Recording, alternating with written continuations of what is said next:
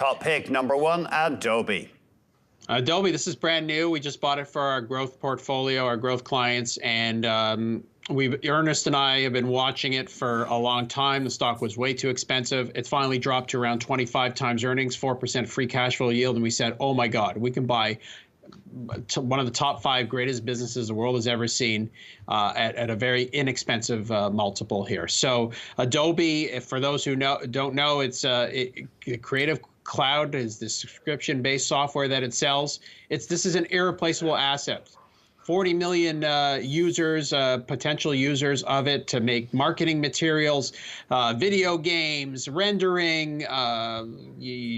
Everybody's a creator now. YouTube, TikTok, whatever. And it's not something that you can learn in one day. You go to school for it. There's large community groups for it. And why it's such a great business is the Creative Cloud, I think, has about 90+% gross margins, costs them nothing to bring on a new customer, and there's untapped pricing power. I think it charges $50 US a month, potential for that to go a lot higher over the long term. So here we go. Great business. Everybody, get me out of tech. Let's buy oil. Let's buy this and that. Like, people are not thinking about businesses, or thinking about factors. Let's think about businesses, and this is one of the best, and now very attractive for what it offers. So we're excited to own shares of Adobe here. Visa. Yeah, so Visa is one of, I think a third of its business went away because of COVID, right? The travel and cross-border spending. We're back, baby. Maybe not so much in Asia, but that's just free money for Visa. And I'm super excited that the world is reopening and people are traveling. Then we should recover all the losses that we had pre-pandemic. Visa has a good sight line, by the way, to the economy right now. It says there's no recession whatsoever. That could change, of course.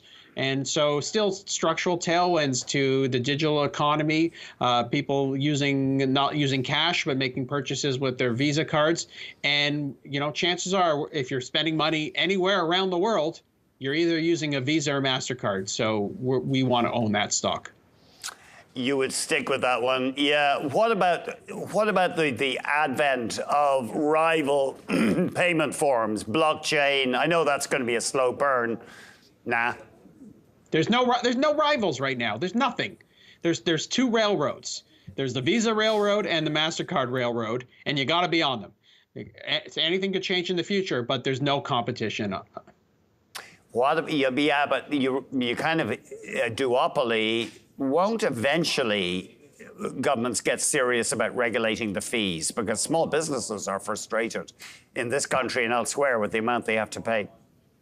Listen, if every business is going to complain about something, and they're rightful. I mean, Visa doesn't want to shoot their customers in the foot. They're working with their customers. They want to keep transactions low. But this is a great inflation play as well, right? You fill up your car with gasoline, and it was $80 last year. It's $120 this year. You pay for it on the Visa card.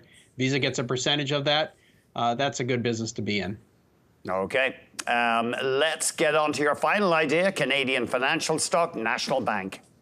I was so surprised, Andy, at the results from National Bank. It essentially had no loan losses in the quarter, the best revenue growth of any of the Canadian banks in Q2. The dividend is still way too low. I think the payout ratio is only 30%. They've got this asset in Cambodia that's doing amazing. That could be good or bad any way you look at it.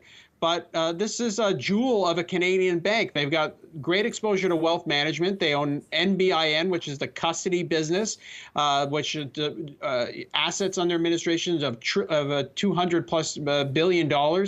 So very well-run business, low multiple on this Canadian bank. I'm not worried about a recession, and I think just National is the best Canadian bank to own. It's one that we've owned since 2002, 2003, and we'll continue to buy it for new clients and clients that give us more money.